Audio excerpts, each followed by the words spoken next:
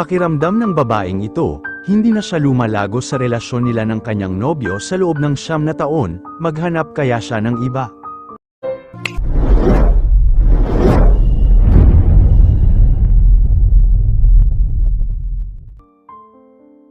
"Oh Bes, kumusta naman kayo ni Paulo?" tanong ni Sally sa kanyang matalik na kaibigang si Pamela, na nakipagkita sa kanya sa isang coffee shop. "Hi, heto na nga Bes, okay naman si Adrian, alam mo naman di ba, noong una pa man siyang nanliligaw sa akin, talagang may naramdaman na ako para sa kanya, kaya masaya naman ako sa takbo ng relasyon namin, kaya lang ano, may babae ba? O baka Becky?" tanong ni Celine. "Hindi, ano ka ba naman, patapusin mo muna ako," at umikot ang mga mata ni Pamela. "Pasensya na, advance mag-isip ang bes mo, ganyan kasi ang madalas na problema ng iba ko pang mga kaibigan, kapag nagsasabi sila ng problema sa akin, ako ang dakilang shock absorber ng lahat." "Oh, anyway, ano nga yun?" tanong ni Celine. "Sa palagay ko, mababaw lang ito. Pero, wala lang, kasi sa loob ng halos 2 taong relasyon namin ni Adrian, sa tuwing lumalabas kami, lagi na lang kaming hati sa lahat. Magmula sa pamasahe, sa pagkain, sa panunood ng sine. Basta hati kami sa mga gastusin," pagtatapat ni Pamela. Nangunot naman ang noo ni Celine. "Oh, anong problema ron? Ayaw mo ba? Wala naman akong nakikitang masama sa arrangement ninyo, Bes.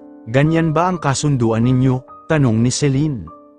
"Oh, don't get me wrong Bes, kaya lang syempre, hindi mo rin naman maaalis sa akin na gustuhin naman na maranasan yung tipikal na nararanasan ng ibang nobya, syempre yung sasagutin ng nobyo yung lahat ng gastusin sa isang date, bibilhan ng bulaklak, bibilhan ng bag o stuffed toys, o kung ano paman.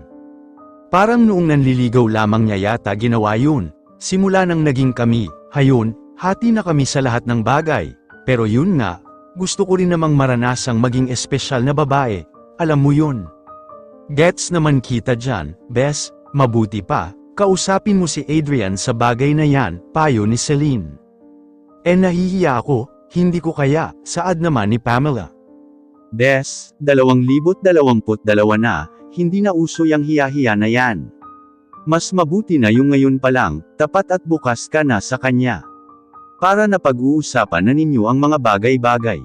Mahirap naman na hindi kayo sanay o nagkakailangan kayo kapag kasal na kayo. Mas mabuti na yung ngayon pa lang, sanay na kayong pag-usapan ang mga issue ninyo," sabi ni Celine. "The best ka talaga Bes, ikaw na ang love guru," papuri ni Pamela sa matalik na kaibigan. "Ako pa ba, Bes? Ilang relasyon na ba ang napagdaanan ko? Basta tatandaan mo Bes, maaaring may rason si Adrian kung bakit ganito ang setup ninyo. Kaya mahalaga, magkausap kayo," wika ni Pamela. Tama naman si Celine. Marapat nga sigurong kausapin na niya ang nobyo tungkol dito. Nang araw nakakausapin na ni Pamela ang nobyo, tamang-tama sa kanilang monthsary, inaya siya nitong magtungo sa isang eksklusibong subdivision sa Cavite. Nagulat siya nang nasa harapan na siya ng isang 2 palapag na bahay. "Kakanino, ito?" tanong ni Pamela. "Gusto ko lang ipagmalaki sa iyo Han.